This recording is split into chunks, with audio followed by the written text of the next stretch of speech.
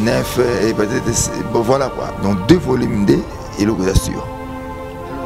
Pas yosa monto oinagu ya musique makasi et si tu rumba oya ou ta place monté au 5% on a rumba.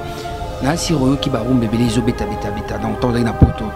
Au promettre bato ki na album oyo petit ba rumba na ba haute mention ndenge to besan toujours ko kaka. Moni Sam Kazadi bisoto za bato rumba.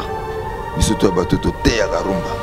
Et puis on profiter de micro non que je défendrai la rumba jusqu'à mon dernier souffle parce que mon moi hermo tout ça into bunga zela to mbeta blogolo wa bat susuka non la rumba c'est la musique du Congo et le Congo c'est un grand pays il faut battre ba bisoto ba défendre la musique ya biso musique ya Rochero ya Lutumba ya Franco ya Bombenga ya Fikilo Ngomba musique ya Sous Chancel ya Pamelo qui la rumba to ko défendre en na suka. Pour nous rejoindre dans motuna na faut s'attendre besoin de ça la rumba. Il y a des rumba pour na bana classe ba écolier. Il y a des rumba pour des grands hommes. Ah bon? Ah ça il faut pas ngo. On va bien avoir au demba pire avec ma voix d'homme. Non na ça na featuring. Na ça la featuring na Doudou Kopa na Brazzaville. Mbalo na ça featuring na américaine mon ko Rafia.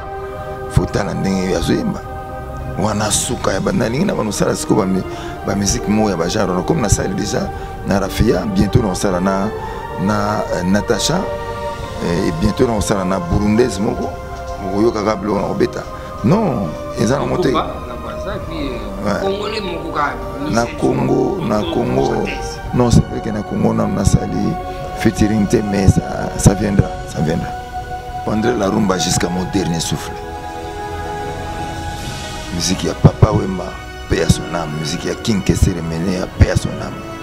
On a interprété moi bilo, on a interprété mais on a bêti moi style na bango même na côté chant, même na côté orchestration.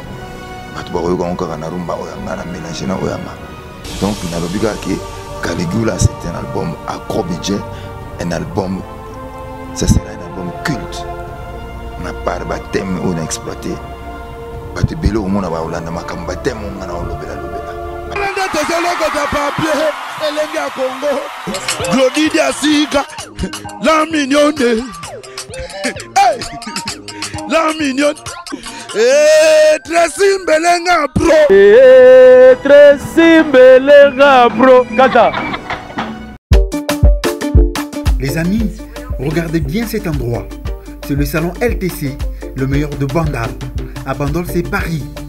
Il est situé sur l'avenue Kassavoubou, juste à l'entrée du bloc commercial. Oui les amis, au salon LTC, la main qui façonne les têtes des gens est une main experte. On s'y fait coiffer à tous les styles, l'afro comme l'européen. Et oui, ce coiffeur talentueux qui officie au salon LTC, c'est Fernando Mbaya, la garantie du traitement de vos cheveux. En plus, Fernando Mbaya est un expert en coiffure mixte. Chez lui, c'est le grand art, la coiffure haut de gamme.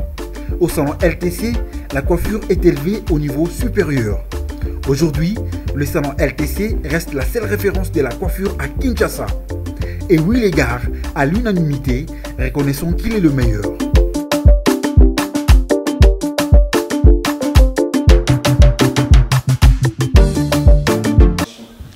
Bonsoir, chère madame, monsieur, demoiselle, vous êtes connectés sur le site numéro 1 de tous les sites, le meilleur site du moment, Elenga Congo, avec votre humble serviteur Sam Kazadi le nécessaire, votre humble serviteur, votre mwana musala nabino oyo bozalaka ye oyo botindaka ye kende awaki. En tout cas, nane singo ya kola présenter bino émission oyo, hein, Sam Kazadi le nécessaire. Nazo yamba na émission oyo pour la toute première fois Karma Pa Karma Love oyo toyeko kangaye na studio nandiaye biso to fiera information na source ne kokanga Karma Pa Karma Love waza na studio osala disque na ye abengi na kombo ya ezalaki avant 4666. Alors batu babengi ye pour koyeba pourquoi 4666. Quand tout le monde a 666, tout le monde a mystique, alors avec changer titre. Alors le tout yamba Karma Pa titre ni a changé pour l'album Oyo Yassika Sali. parce qu'il y a Tabino Moko 4 666. À expliquer avant, à changer pourquoi tu as 4 666 et pourquoi changer yango to yamba kamapa pour tout beta masolo to yibango kamapa mona papa ma TVT ah nana sidio ndiayi ngaboiba donc nana kata sidio ndiayi hein na ko kanga karma paka malove mboti na Tracy Mbelenga Tracy po motema ya Claudie Yasuka BM Bernadette Masengo Flat Hotel Kitoko, la ville de la République numéro 3. Nicole Zayn envoie mal la force tranquille. La passion beauté. Saint-Valois, Japon toujours. Na Paris, na 16e mois. Puis les États-Unis, na mon numéro 10, Angèle, moi ça pembe. Bonheur meilleur. Bibi Charouf en États-Unis. Et na Paris, na moni kuna Eric Poilala. Hein? Bijou Bilomba. Et na Belgique, on a na moni Nikisido. Hein? Moi, je suis un bon belé Nikisi, dont la passion beauté. Penakin, ah, la monnaie dédonné Imama, les millionnaires enfants congolais. Sam Kazadi, moi, Moussa Nabino, et Linga Congo.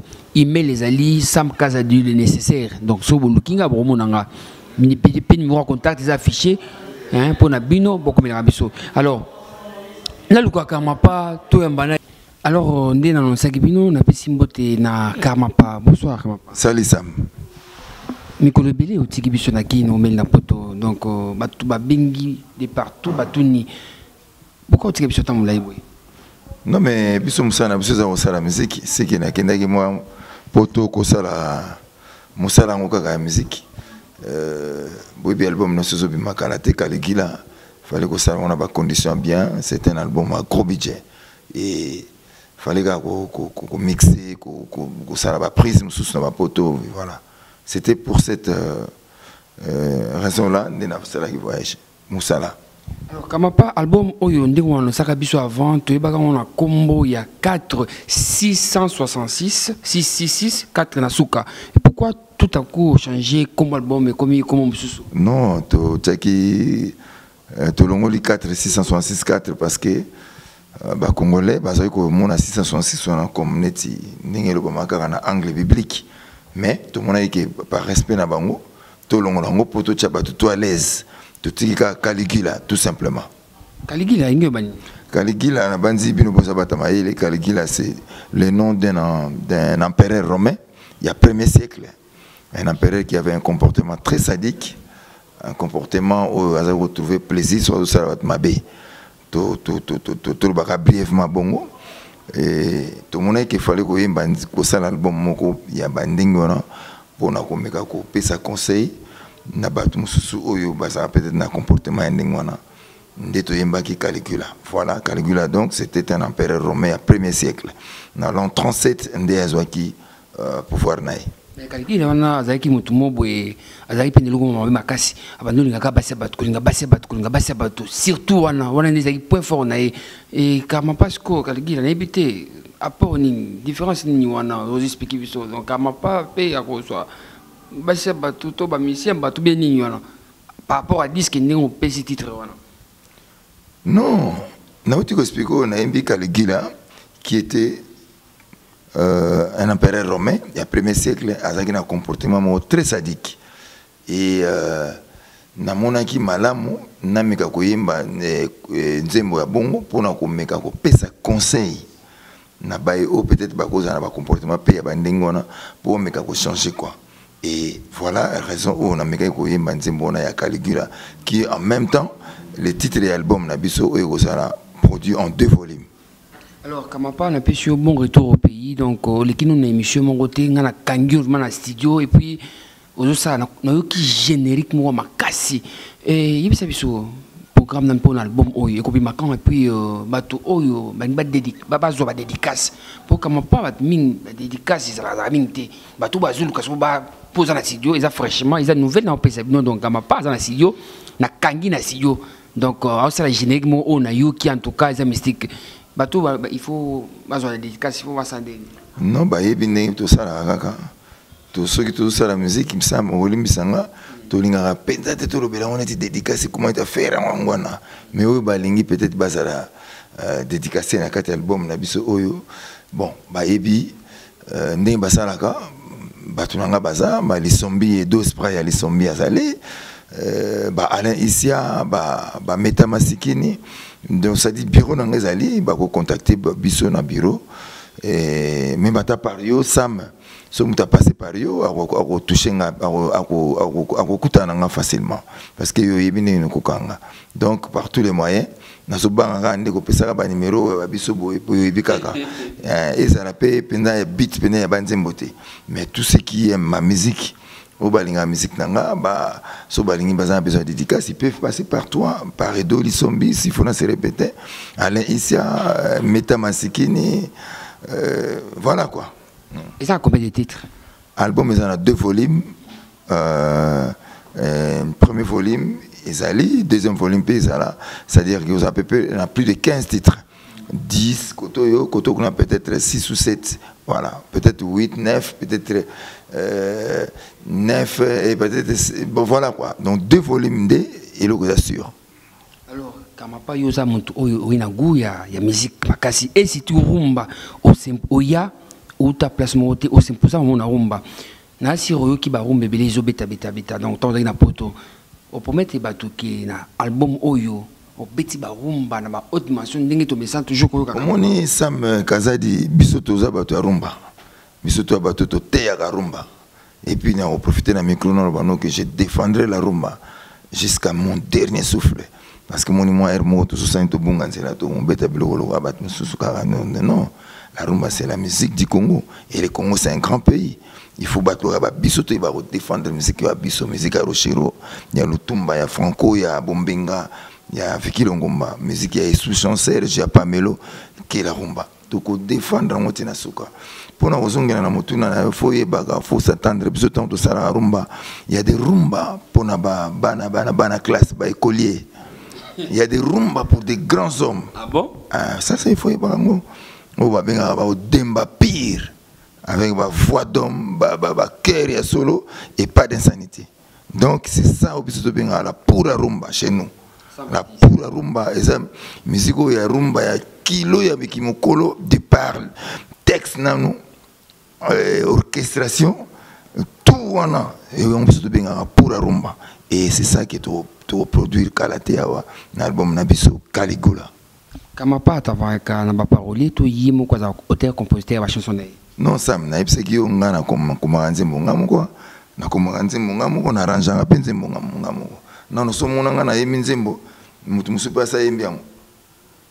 Mais na banzo mona ka banze musu ebimi awa mutu moko yembi yango ba sinyango Sam mususu pa yembi yango na ba sinye Kazadi. Mais nzembo moko kaka. Wana za bato faut tuna ba question au Sam biso to koma ka banze mo biso moko mais bino botuna ka bato na banze bote ndenge nze mono mutu msupa betango. Donc ces gens là ba koma banze mo na bango te mais ko tenir bango pe regretter pour mutu ne so salama te pas koma nzembo mais biso nzamba pesa biso moi quand même moi tika nzamba zo lokumu moi talent wa pesa biso ya ko koma nzembo pe ko arranger mo pe ko yemba nzambe ka lokumu za nzamba. Eloni Kamapa a déployé la musique na biso Congo. La musique na biso Congo non na déployé comment qu'il y a bolingo pa na biso et puis manque moi ya travail et moi tout ça rappelle moi complexé moi muketo moi Rolanda ba musique ba mususu to comment ça cause musique ngal ba faisons là pour là pas tout le ça art tout le ça la musique neti artisan mo parce que on ezote ka molinga ka bongo non produire le logo yo moniki yango musique ezalande art. Et puis tous les artistes non artisans, c'est-à-dire que tu sais les logos pour les autres comme yango ka ndé to reproduire les belés non voilà. Alors comment pas Domingue va reprocher ça quand le logo moko ponga la bomba le logo na ba toujours vérité babi comment pas na bomba raté ah ouais y a PC numéro 1 linga Congo donc tout bomba le logo tout ba vérité so ilo ezate so ezali babi comment pas za trop égoïste c'est-à-dire oyimba ga yumo linga yumoko linga ça featuring tina ba frère non mususu ezara pourquoi non na ça na featuring na ça la featuring na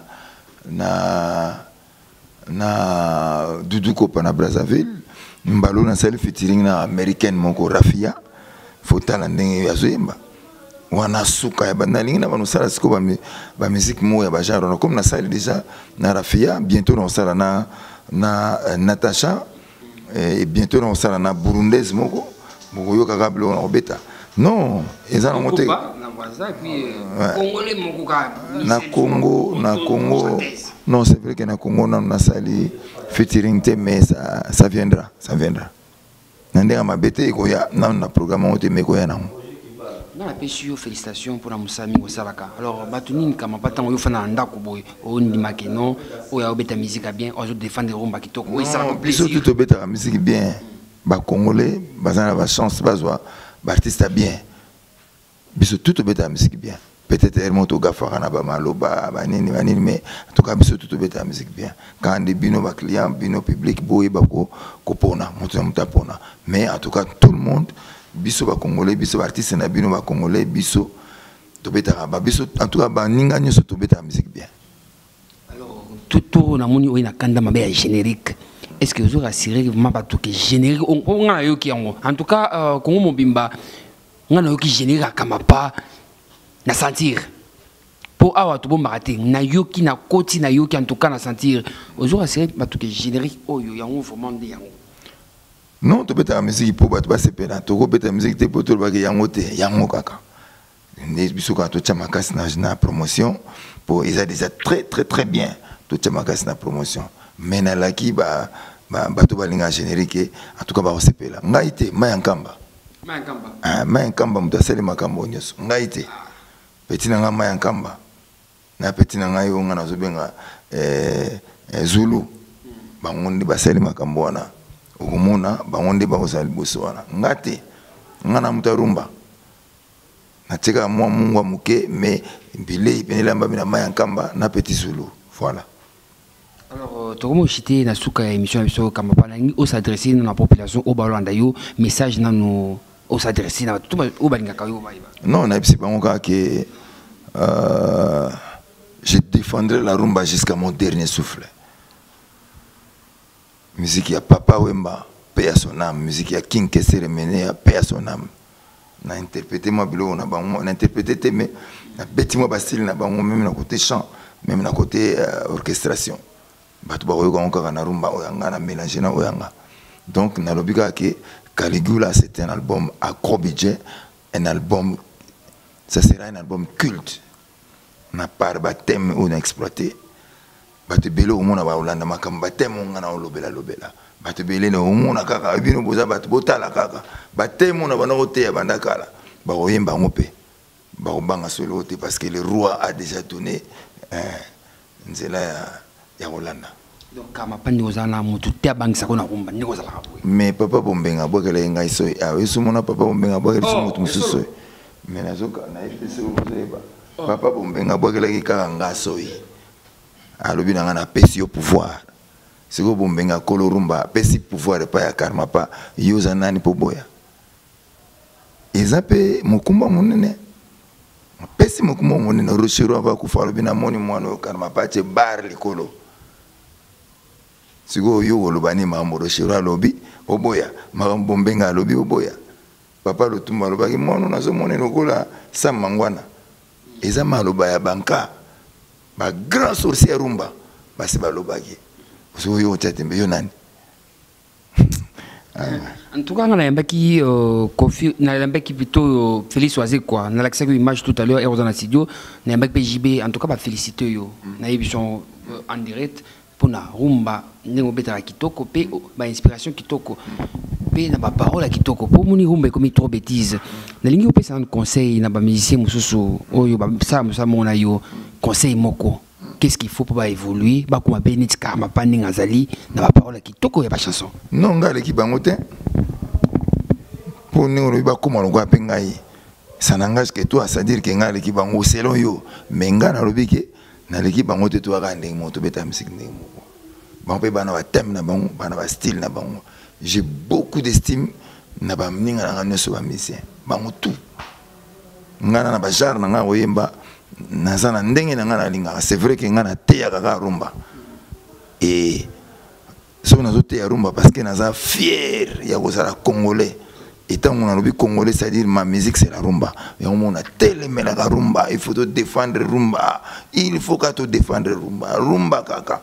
Et ndenge na oto biso autangi Jibé autangi Félix Wazé quoi na pesi bango bambote belé ça c'est son anniversaire qui a 50 ans. Oui na pesi 50 ans biso to ando komona ba 60 wana ba baleki na ngai Jibazaleki non ya musika ça va péter na ngana pesi bango bambote je n'ai pas ka on pas toi il va péter mais moni ke tsuba tinga na yo bakanza nde yo mukolo ke yo yesu mwana so ya muke fo benga nga papa leki ne ozala donc ça dit que wana baba ndeko na nga baleki na nga na ndenge pena ya age nga mukolo na bango ya musika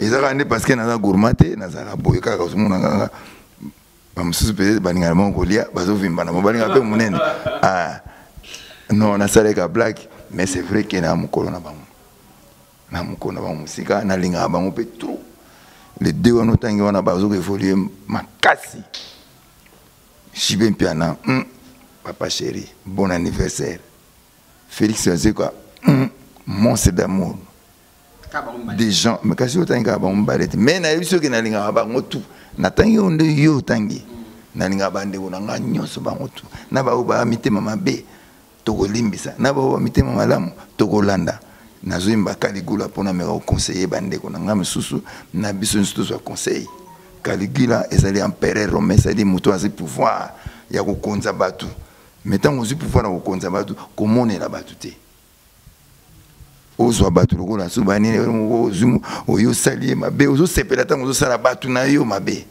yango na nde Caligula yango le onazoyemba o remarquer ba nzembo onazoyemba même na ba thème onazoteya même baleki même bande comme suba kolanda ba thème nanga botala kaka makambo on oleka alors ma pas en exclusivité moi c'est mon qui a une pote te so ngo senga na yemba mona yemba te po yebiki ero to comme na ko yemba sute mais au promettait nga pe kozwa nga 5 minutes mais to combien na ba 25 minutes mais comme ça Sam Kazadi na télé mekaka alors mbote na bato ba soutenir mbote na méthode Metikumi mbote na Mengi Masamba mbote na Emile Jotumba mbote na Alain Isia Leverman mbote na Meta Masikini mbote na Mvuba oncle Ferro vumela nayo nazana bato bele ba oncle ba Louis Adoko ba Profalino ba Bosconi tu ba Papi Pembele na Boston ba Caroline et ba Carole Pembele Diongo na Jeff Mfanzala na suiga wana. En tout cas, merci beaucoup Kamapa. C'est moi qui te remercie. Na peso ka mbote ya part ya muntu mo linga ko makasi pe kala mingi te na albumu yo na rotem na contact Nicole Zaina Mvama moi moi so akangi kini mikolo yo. Donc en direct Nicole Moni Kamapa o linga makasi artiste na yo azali awa. En tout cas, merci beaucoup. Merci pe mbote po wana baba petite sœur propre. Mbote na yango pe na pesi a umela kana mokili. En tout cas, merci. Ayo ka rumba ya solo Caligula ezombi makalate. En tout cas, merci beaucoup, Kamapa. En tout cas, merci beaucoup. C'était la Sam Kazadi, votre humble serviteur. Nakinatala Karmapa. En tout cas, Kamapa, Kamalov. N'a pas si maître Kosovo Mote. Maître Wakangi vraiment sentir koto na koto. Seulement na Karmapa, maître Kosovo koto yo. N'a pas si mbote. N'a pas si mbote na équipe Mbayelinga Congo. Tressim Belinga promoté ma Glodi Diasuka. Biso Moniki, biso toza vraiment na mère to tambula. Nicolas, le caméraman, le professionnel, où il y a Déborah, MB pas comme les autres. Niki Sido à Bruxelles, Jimmy Chauveau, le puissant du moment. En tout cas, merci Nabinoto. Email, il y a Facebook, donc Sam Kazadi le nécessaire, au Monibiso. Numéro contact est affiché, donc vous abonnez. Kamapa, alobi, ceux qui ont lingui vraiment, donc, ceux qui ont un studio. Azo sala générique makasi na quelques chansons oyo ngamo na yo ki na sepeli nango soki olingi ba boka yo bo contacter ngaka na numéro za affiché wana na ko pesa bino numéro kama pa na ko tia bino en contact akoboka bino Sam Kazadi mona musana bino donc momoni ki karma pa to luki na studio moto moko te kaka biso elenga Congo to ye to juillet pe bomoni ye boki ba alobi makamuna ye donc azali le roi de la rumba a continué à défendre rumba Tinasuka. En tout cas, merci Nabino tout. Ils ont dit Sam Kazadi, humble serviteur Nabino. Merci beaucoup. Déborah MB pas comme les autres. C'est voilà Japon. Na Paris. Niki Sido. Na Bruxelles. Sandra Zana. Une Canadienne de moins. au Canada, depuis au Congo. Merci Nabinotou, Sam Kazadi, Sam Kazadi, Sam Kazadi, Sam Kazadi, et Lenga Congo, flèche montante, toyi, pour nous katati, toyi, pour nous ça. Merci. Glodidia Sika, la mignonne. La mignonne. Tracy Mbelenga Pro. Tracy Mbelenga Pro. Kata.